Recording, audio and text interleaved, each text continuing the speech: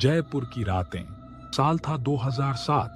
जयपुर, एक शहर जो अपनी राजसी इमारतों और रंगीन बाजारों के लिए जाना जाता था, लेकिन इसकी गहरी गलियों में छिपी थीं कुछ ऐसी कहानियां जो रूह को कंपा देने वाली थीं। राहुल एक शांत और किताबों का कीड़ा था, पढ़ाई में अव्वल, लेकिन जिंदगी की रंगीन दुनिया से थोड़ा दूर। रोहित इसके बिल्कुल उलट, जिंदा दिल, मस्तीखोर और दोस्तों की अच्छी कंपनी पसंद करने वाला लड़का था। दोनों कॉलेज के दोस्त थे और उनकी दोस्ती दिन रात की तरह अलग अलग होने के बावजूद मजबूत थी। एक शाम डिनर के बाद दोनों ने फैसला किया कि वो शहर की पुरानी गलियों में घूमेंगे।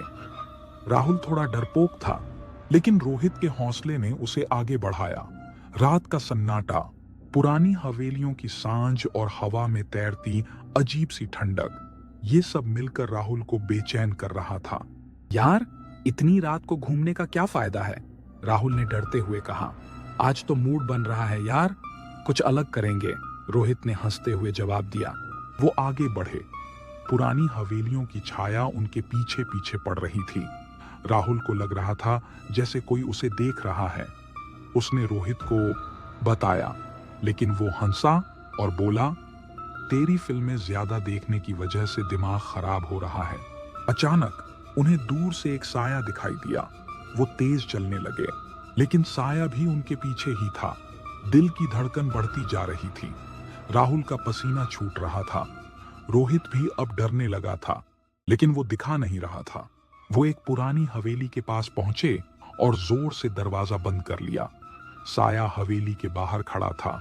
अंदर आकर दोनों ने राहत की सांस ली, लेकिन राहत ज्यादा देर तक नहीं रही।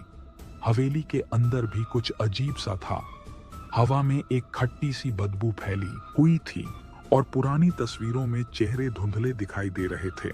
रात बीती, लेकिन नींद दोनों की आंखों से कोसों दूर थी।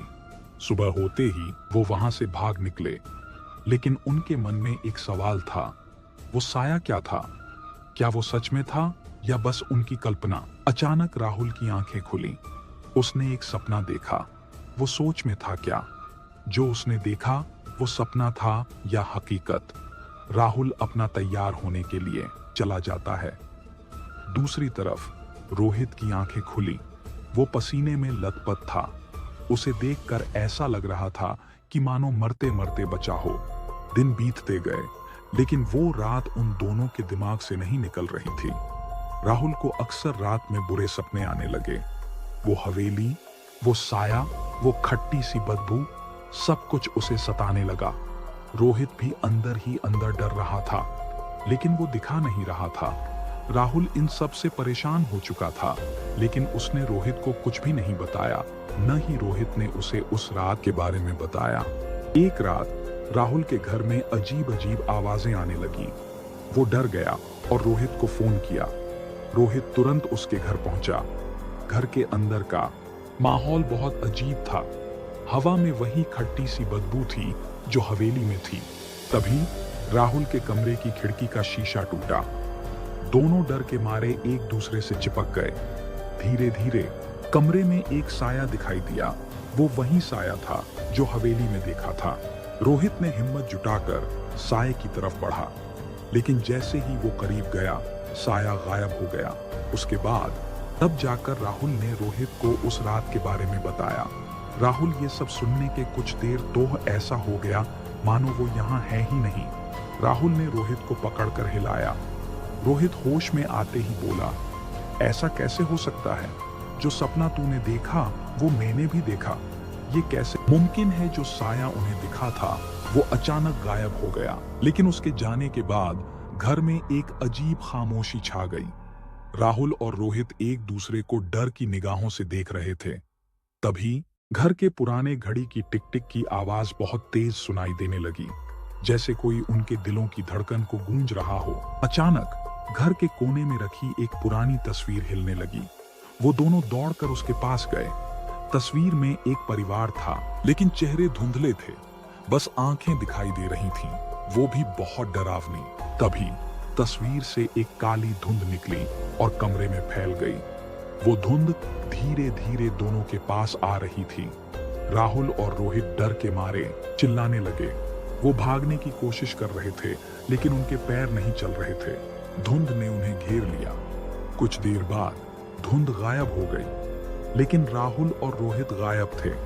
उनके घर में सिर्फ एक खालीपन था और वो डरावनी तस्वीर जिसमें अब चेहरे साफ दिखाई दे रहे थे। वो वही चेहरे थे जो हवेली में देखा था। लोग कहते हैं वो हवेली शापित है। जो भी उस हवेली में जाएगा वो किसी न किसी वजह से या तो मारा जाएगा या लापता हो जाएगा। 300 साल पहले उस हवेली में कुछ ऐसा हुआ था जिसकी सजा आज भी वो हवेली भुगत रही है। उस रात के बाद राहुल और रोहित कभी नहीं मिले। उनके परिवार वालों ने उन्हें ढूंढने की बहुत कोशिश की, लेकिन वो कहीं नहीं मिले। लोग कहते हैं कि उनकी आत्माएं उस हवेली में भटकती रहती हैं और रात के अंधेरे में अगर आप उस हवेली के पास से गुजरते हैं तो आपको शायद ही उनकी आवाजें सुनाई दें, जैसे वो मदद के लिए पुकार रहे हों। लेकिन ये सिर्फ एक कहानी है या कुछ और, ये तो आप पर निर्भर करता है कि आप इस पर विश्वास करते हैं या नहीं। लेकिन एक बात तो तय है कि जयपुर की रातें कुछ ऐसी ही रहस्य लिए हुए हैं जो इंसान की कल्पना से भी परे है। कैसी लगी ये कहानी कमेंट्स में जरूर बताना और चैनल सब्सक्राइब, वीडियो को लाइक जरूर करना। धन्यवाद।